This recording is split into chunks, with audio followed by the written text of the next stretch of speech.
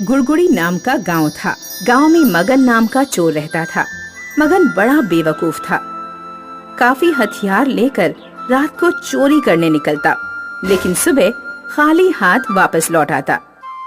क्योंकि मगन बेवकूफ था, घर मालिक उसे बेवकूफ बनाकर घर भेज देते थे।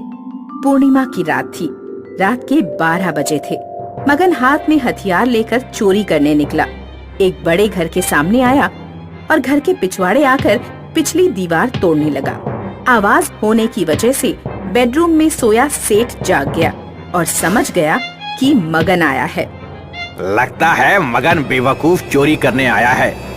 इससे पहले कि घर की दीवार तोड़ दे, मुझे उसे रोकना होगा। सेठ घर के पिछवाड़े आया और उसने देखा मगन दीवार तोड़ रहा था।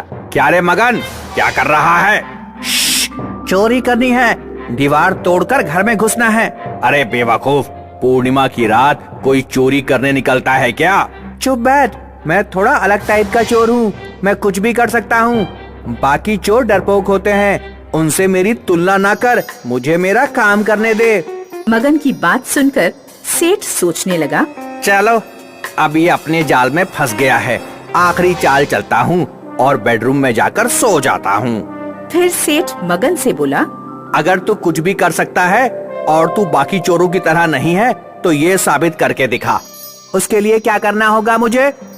बाकी चोर धन दौलत चुराते हैं, तू ना चांद की चोरी करके दिखा। सेठ की बात सुनकर मगन ने चांद की तरफ देखा और फिर सेठ से बोला, ओके, मंजूर है। कल सुबह चांद मेरे हाथ में होगा। ऐसा कहकर मगन वहाँ से निकल गया और सेठ खुश होकर घर में आकर सो गया। मगन चांद की तरफ देखकर सोचता हुआ चल रहा था कि चांद को चुराऊं कैसे। सब मुझे बेवकूफ समझते हैं, पर मैं बेवकूफ हूँ नहीं। चांद चुराकर जब मैं अपनी अकल का सबूत दूंगा, तो सेठ की शक्ल देखने लायक होगी। तभी मगन को पेड़ की डाली पर एक चमगादड़ उल्टा लटका हुआ दिखा। चमगादड़ों के नाखून की पकड़ इतनी मजबूत होती है कि उन्हें ट्रक से खींचा जाए तो भी नहीं छूटती। चांद की चोरी में चमगादड़ भी भागीदार होंगे। मगन ने चमगादड़ को डाली से उतार लिया और अपने थैले में डाल दिया। फिर मगन गांव में आया और रास्ते में खड़े एक ट्रक को चुराकर ट्रक को एक मैदान में लाकर खड़ा कर दिया। फिर उसने थैले से चमगादड़ निकाला और एक लंबी रस्सी भी निकाली। रस्सी का एक सिरा उसने चमगादड़ के गले में अटका दिया और दूसरा सिरा ट्रक के पीछे बांध दिया और चमगादड़ को चांद की तरफ फेंक दिया। देखते देखते चमगादड़ आसमान चीरकर ऊपर उड़ा, तो उसके साथ साथ रस्सी भी उड़ने लगी। चमगादड़ उड़ता रहा और उड़ते उड़ते चांद को जाकर उल्टा लटक गया। फिर क्या था, खुश होकर मगन ट्रक में बैठ गया और ट्रक चलाने लगा। ट्रक की ताकत से रस्सी से बंधे चमगादड़ को खींचने लगा, तो चमगादड़ के साथ साथ चांद भी हिलने लगा और देखते देखते चांद जमीन पर आकर गिर गया। मगन झट से ट्रक से उतरा और उसने चांद उठा लिया। चांद को देखकर मगन काफी खुश था। चांद चोर चमगादड़, बहुत बहुत धन्यवाद। अब आप जा सकते हो। मगन ने चमगादड़ को रस्सी से मुक्त किया और उड़ा दिया। दूसरे दिन हाथ में चांद लेकर मगन सेठ के घर की तरफ निकला। मगन के हाथ में चांद देखकर लोग आश्चर्य जताने लगे। मगन ने सेठ को चांद दिखाया तो सेठ भी चकित होकर सोचने लगा, लंगूर के हाथ में अंगूर सुना था, पर लंगूर के हाथ में चांद। इस चांद की जगह लंगूर के हाथ में नहीं, मेरे हाथ में है। मैं इसे हथिया कर ही रहूंगा। फिर सेठ बोला, अरे वाह वाह मगन, तुम्हारी अकल और सूझबूझ की दाद देता हूँ। अब चोरी चकारी छोड़ो और एक म्यूजियम खोल लो। लोग चांद देखने आएंगे तो मोटी कमाई होगी। फिर क्या था, मगन ने म्यूजियम खोला और कांच की पेटी में चांद रख दिया। दूर दूर से लोग चांद देखने आने लगे और मगन की तगड़ी कमाई होने लगी। लेकिन ये ज्यादा दिन नहीं चला। चांद दिन प्रतिदिन छोटा होता चला गया और अमावस की रात में चांद गायब हो गया। ये देखकर मगन रोने लगा। हे भगवान, इतनी मेहनत से चांद चुराया, ये चांद तो गायब हो गया, मैं बर्बाद हो गया। मगन जोर जोर से रोने लगा। तभी सेठ वहाँ आए और बोले, बहुत बुरा हुआ मगन, तुम तो बर्बाद हो गए। अब क्या करोगे? आप ही बोलो क्या करूं? ये म्यूजियम मुझे बेच दो। हाँ खरीद लो, चांद चला गया, अब मैं इसका क्या करूंगा? खरीद लो। फिर सेठ ने चंद पैसे देकर म्यूजियम खरीद लिया और मगन चला गया। कुछ दिन बीत गए, अमावस का प्रभाव खत्म हुआ और पूर्णिमा आने लगी। धीरे धीरे चांद बढ़ने लगा और लोग फिर से चांद देखने आने लगे। इस प्रकार सेठ मोटी कमाई करने लगा और बेवकूफ मगन फिर से घरों के पिछवाड़े जाकर दीवार तोड़ने लगा। जयंत सेठ ने अपनी जिंदगी में बहुत सारे पैसे कमाए थे। वो काफी रईस थे। उनकी कई सारी फैक्ट्रीज थीं और बंगले भी। पर अब वो बीमार थे और उन्होंने बिस्तर पकड़ लिया था। जयंत सेठ की देखभाल उनका पुराना नौकर मदन कर रहा था। सेठ जी, जैसा आपने बोला था मैंने वैसा वकील जी को बोल दिया। आप अपनी सारी जायदाद अपने बड़े बेटे अजय के नाम कर रहे हैं। केवल वो जंगल वाली झोपड़ी विजय के नाम होगी। ठीक है। पर सेठ जी, आप तो अजय बाबा को अच्छे से जानते हैं, फिर भी आपने अपनी पूरी जायदाद अजय बाबा के नाम कर दी और बेचारे भोले भाले विजय बाबा को बस एक झोपड़ी दी। ऐसा क्यों सेठ जी? मैं जानता हूँ कि अजय कितना नीच है।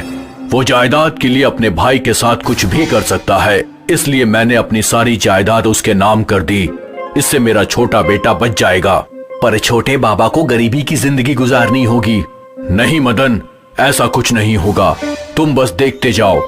मैं अपने सारे फैसले सोच समझ कर ही लेता हूँ। जी मालिक। बस मेरे मरने के बाद तू विजय के साथ रहना। जी मालिक। कुछ महीनों बाद जयंत सेठ स्वर्ग सिधार गए। इनके मरते ही वकील जी घर आए। सेठ जी ने अपनी सारी जायदाद अपने बड़े बेटे अजय के नाम कर दी है और विजय तुम्हारे नाम बस एक जंगल की छोटी सी झोपड़ी की है। वाह, मुझे नहीं पता था कि मेरे पिताजी मुझसे इतना प्यार करते हैं। मैं तो ये सोच रहा था कि कैसे मैं जायदाद में ज्यादा हिस्सा ले लूं। अच्छा हुआ ये पूरी जायदाद ही मेरी हो गई है। मुझे जायदाद का कोई लालच नहीं है। बाबा ने मुझे जो कुटिया दी है मैं उसी में खुश रहूंगा। भैया मैं चलता हूँ। हाँ हाँ हाँ, ठीक है ठीक है। विजय अपने बंगले को छोड़कर निकल नहीं रहा था कि अजय बाबा, मैं भी विजय बाबा के साथ ही जाना चाहता हूँ। तू वहाँ उस झोपड़ी में क्या करेगा? मुझे सेठ जी ने आज्ञा दी थी कि मैं विजय बाबा के साथ ही चला जाऊँ। अच्छा ठीक है, जा जा चला जा। विजय और मदन काका जंगल की ओर चल पड़े। जंगल के बीच उन्हें एक कुटिया दिखी। पता नहीं सेठ जी ने ऐसा क्यों किया। एक बेटे को इतनी सारी जायदाद और दूसरे को बस ये छोटी सी कुटिया। काका आप इतना मत सोचो, बाबा ने ये फैसला भी सोच समझकर ही लिया होगा। देखते हैं बेटा। दोनों उस कुटिया के पास पहुँचे। विजय ने जैसे ही कुटिया के अंदर कदम रखा तो वो चौंक गए। काका काका। जब मदन कुटिया के अंदर आया तो उसकी भी आंखें फटी की फटी रह गईं। वो कुटिया अंदर से एक आलीशान महल था। बाहर से भले ही वो एक छोटी सी कुटिया हो, पर अंदर से वो राजमहल था। बाप रे, मैंने कहा था ना, बाबा ने फैसला सोच समझ कर ही लिया था। जी, मालिक की बात तो अब समझ में आई है हमें। दोनों दंग होकर अपने नए महल का कोना कोना देखने लगे। भीतर एक बड़ा सा सिंहासन था। यहाँ तो एक सिंहासन भी है। हाँ विजय बाबा, बैठ के दिखाओ जरा कैसे लगते हो। विजय सिंहासन पर बैठ गया। ये तो बिल्कुल राजाओं का सिंहासन है। विजय जैसे ही सिंहासन पे बैठा, उसके सामने एक जिन आ गया। क्या हुक्म है मेरे आका? जी जी जी जी जी जिन। जी, मैं एक जिन ही हूँ। तुम यहाँ कैसे? मैं इस सिंहासन में रहता हूँ। मैं समझा नहीं। आज से लगभग 45 साल पहले तुम्हारे बाबा जयंत सेठ की एक कबाड़ी की दुकान थी। उस समय वो इसी झोपड़ी में रहा करते थे। तब एक दिन एक दूर का व्यापारी ये सिंहासन सेठ जी को बेचकर चला गया था। जयंत सेठ ने इस सिंहासन की मरम्मत करवाई और इसे झोपड़ी में ले आए। जयंत सेठ जैसे ही इस सिंहासन पर बैठे, मैं उनका गुलाम बन गया और तब से मैं अपने मालिक की हर इच्छा पूरी करता आया हूँ। कुछ महीनों पहले मालिक यहाँ आए थे और उन्होंने अपनी आखिरी इच्छा मांगी।